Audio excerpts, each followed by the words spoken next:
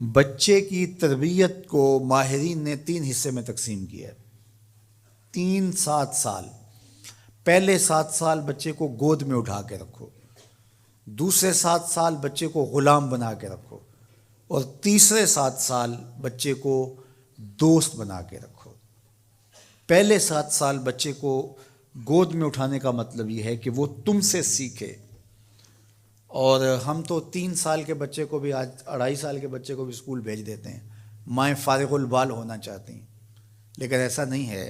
یہ ہماری فکری لغزش ہے کہ بچے کو اتنی جلدی اسکول بھیج دیا، اور جب ماں سے سیکھنا تھا تو وہ وقت ضائع کر دیا۔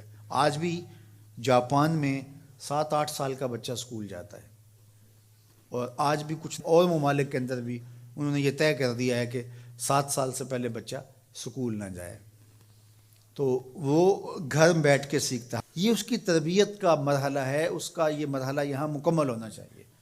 اس کے بعد جب وہ جائے گا تو اس کے قواعد مضبوط ہو چکیں گے اور وہاں جا کے سیکھے گا۔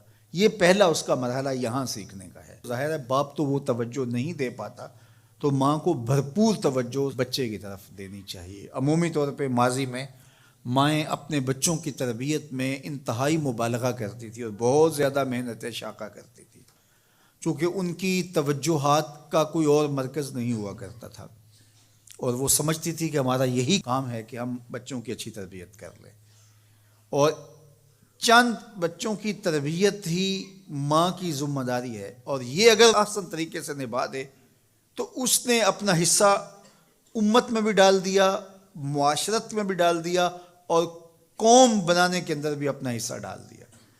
لیکن اگر وہ اپنا یہ فریضہ انجام نہیں دیتی، اس میں کوتاہی کر دیتی ہے، تو اس نے پھر کچھ بھی نہ کیا۔ اچھی نسل اچھی ماؤں کی گود سے پروان چڑھ کے ہی معاشرے کو نصیب ہوتی ہے، اور یہ بنیادی اکائیاں ہیں، بنیادی اینٹیں ہیں جس سے معاشرت ترتیب پاتی ہے۔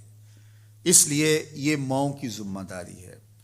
اور دوسرے 7 سال جو ہے وہ غلام بنا کے رکھو، مطلب کیا کہ ان پر احکام نافذ کرو۔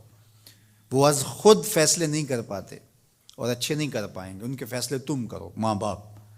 اور پھر اس کے بعد اگلے 7 سال جو ہیں وہ ان کو دوست بنا کے رکھو، چونکہ عموماً جو ہے وہ 14 سے 21 سال تک کی عمر کے بچے جو ہیں وہ دوستیوں سے، اطراف سے سیکھتے ہیں، چونکہ وہ اگرچہ تمیز نہیں رکھتے ہوتے پوری طرح، لیکن پھر بھی ان کی طبع یہ ہوتی ہے کہ وہ سمجھتے ہیں کہ ہم اطراف سے اچھا سیکھ سکتے ہیں، اور وہ بعض کا ماں باپ کو دقیانوس بھی سمجھنے لگ جاتے ہیں۔ تو اس وقت ماں باپ تھوڑی سی حکمت کے ساتھ ان کی دوستیوں پہ غور کریں کہ ان کی دوستیاں غلط لوگوں سے نہ ہوں۔ میرے اور آپ کے آقا مولا نے ارشاد فرمایا، المرء علی دین خلیلہ فلینظر احدکم من یخالل۔ ہر شخص اپنے دوست کے دین پہ ہوتا ہے، اور آپ دیکھیں کہ آپ کس سے دوستی کر رہے ہیں۔ اگر اس کا دین خراب ہوا، اعتقادات خراب ہوئے، نظریات خراب ہوئے، اس کے اعمال اور اخلاقیات خراب ہوئے، تو اس کا رنگ آپ کے اوپر چڑھ جائے گا۔ اور رومی نے اس کو اپنے انداز میں کہا، تا توانی دور شو از یار بد، یار بد بدتر بود از مار بد، کہ جہاں تک ممکن ہو برے یار کی صحبت سے بچ کے رہنا۔ کہا کہ برا جو دوست ہوتا ہے، برا یار ہوتا ہے، وہ برے سانپ سے بھی برا ہوتا ہے۔ کہا کیوں؟ اس لیے کہا جب سانپ لڑتا ہے تو جان لیتا ہے، برا یار لڑتا ہے تو ایمان لیتا ہے۔ اس لیے صحبت سالے ترا سالے کنن، صحبت تالے ترا تالے کنن۔ اچھے شخص کی صحبت تجھے نیک بنا دے گی، برے شخص کی صحبت تجھے برا بنا دے گی۔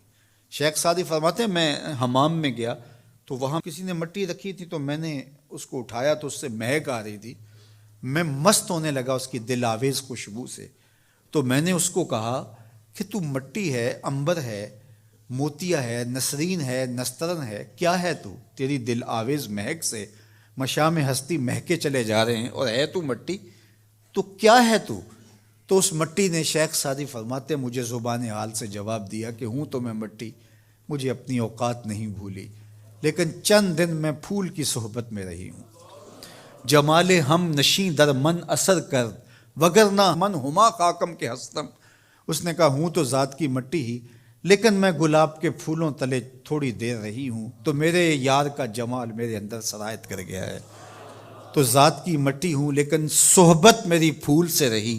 یار مٹی پھول سے صحبت پیدا کر لے تو اس سے مہک آنے لگ جاتی ہے، تو یار بندہ صالح صحبتوں کا انتخاب کر لے تو اس کی زندگی کیوں نہیں بدلتی؟ تو اپنی اولاد کو صالح لوگوں کے پاس بٹھانا سکھاؤ۔